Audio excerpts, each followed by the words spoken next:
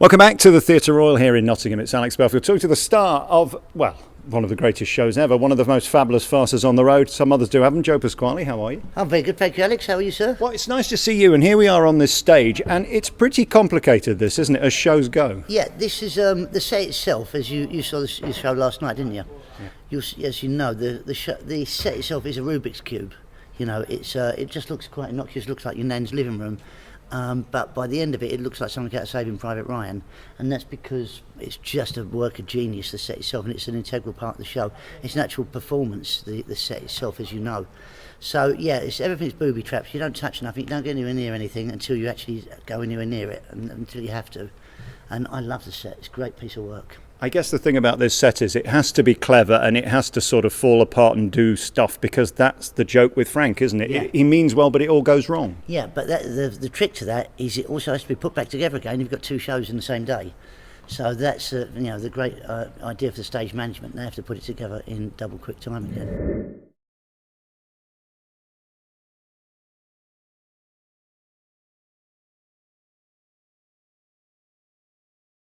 I mean, you've perfected this within an inch of its life, haven't you? Yeah, I think Guy Unsworth has, in actual fact, the director and writer of it. Every comma is rehearsed. You know, there's not a pause that isn't put in. There's not a rush of lines that isn't directed that way. And the only way to make that work, to make it look seamless, is to rehearse it that way. There's no chance to ad-lib. You can't go off piste and start mucking about with this, because it's, as you know, it's clockwork. And the reason it works so well is because it runs like clockwork. If you take that sequence out and just stop putting your own stuff in, the whole thing's like a domino effect and it'll fall apart. And what's great about this is everybody around me, you know, there's 5 other actors that feed me so well, as you know, they're great feeds, these people.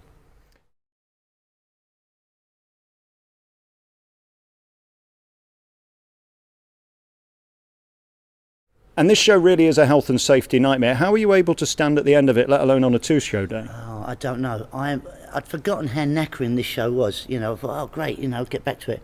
First day we opened, I was like that. To say I was knackered was an understatement, just after one show. And I realised then that was why I had to get fit. And I realised again I need to get back down the gym, start running again, just to get the energy levels up to do this. Because it's as you go through that door, my first line, as you know, is "Hello Betty, I'm home," and it's 2 hours of non-stop. There's 128 pages of dialogue, and I'm on 126 pages of the script. So to learn it was like learning War and Peace. So yeah, it is one of those things that you just trust yourself that it's going to come out at the right time, in the right speed, in the right place.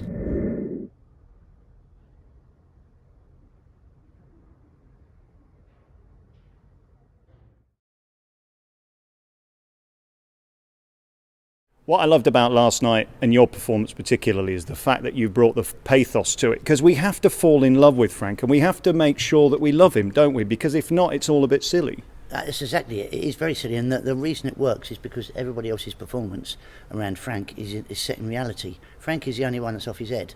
Everybody else's feet are firmly in reality, and particularly Sarah, who plays Betty. And you have to believe that Betty loves this madman, and the only way to do that is to put one foot in reality for Frank as well, particularly in the moments of pathos.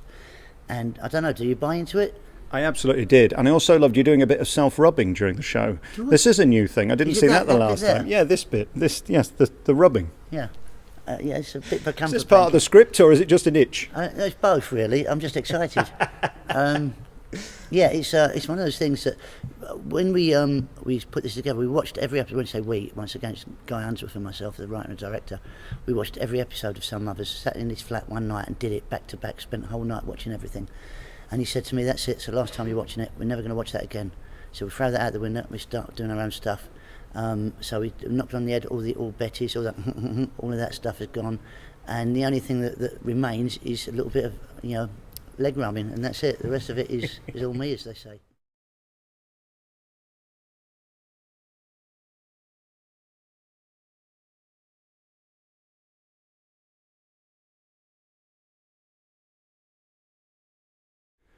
And here we are at the door, which is really the centrepiece of the production, isn't it? Yeah. I mean, how much rehearsal goes into making sure there's the right knocks on the right knockers and the right bangs on the wall at the right time? Because, I mean, there's a lot of that, isn't there? Yeah. What we did when we rehearsed it, which was the best thing to do, you couldn't just rehearse. In most plays, you rehearse the lines and the movements, and then you spend a day or two teching it when they're technical rehearsal on the stage with the set.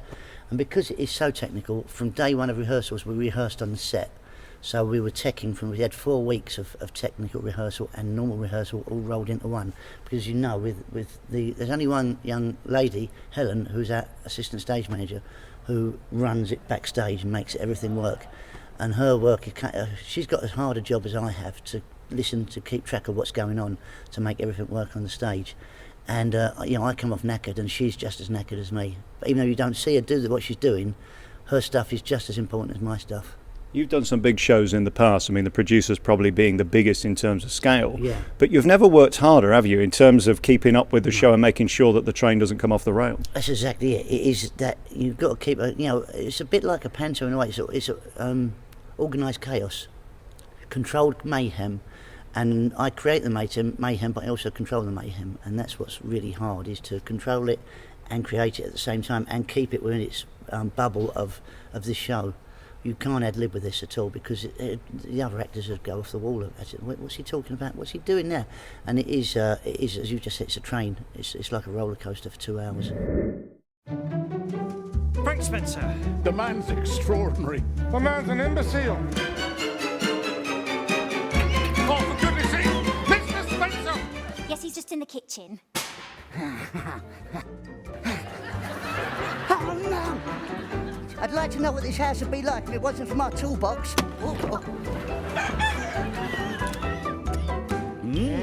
Wait for it.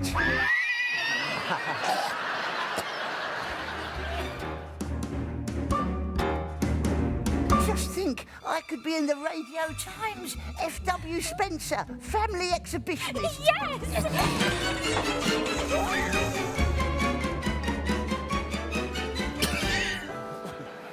Yeah, that is not my fault. Joe? Hello, love. Oh, there you are. Yeah.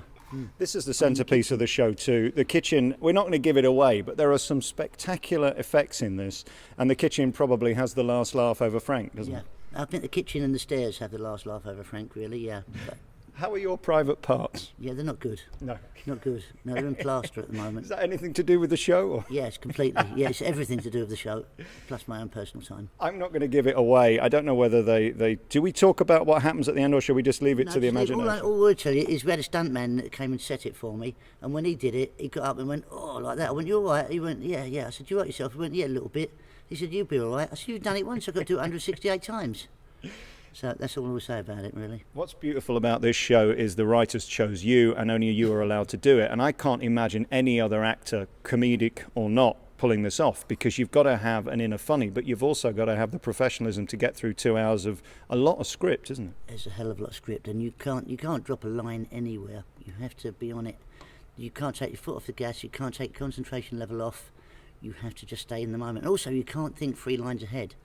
The worst thing to do is think what's coming up. All you can do is, what am I saying right now, this second, and that's it. If you start thinking ahead, then you've had it.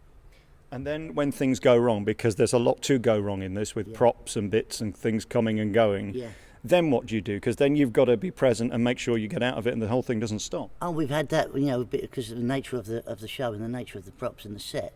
Things invariably do go wrong. I remember on the last tour, the whole door fell off its hinges completely because I'd slammed it too hard against, at one point against another person, and it just came off its hinges. For the rest of the show, we had to wedge it against, and every time somebody was at the door, I'd have to lift it out of its housing and put it back again. The audience didn't know it wasn't part of the plot though, because it fits in with the rest of the show. I've got one complaint. What's that, love? Can we be honest? Because I don't want to offend you this late on.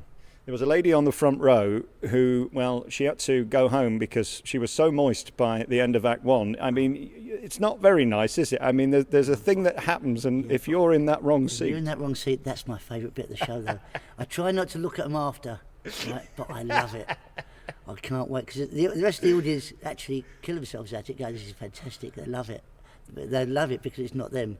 This brings a whole new meaning to sort of the gun in panto where you spray a bit of water. I mean, bring your pack-a-mac if you're on rows A to F, something like that. Yeah, something like that, yeah. But it's not that far, it's just the first road to, yeah, I reckon. Joe Pasquale stars in Some Others Who Have him here on tour through 2020. You are magnificent. You pull this off beautifully, and the show is incredible, and you do a fantastic job. Thank you so much for your time. No, thank you for your time and dressing up as well. Thank you.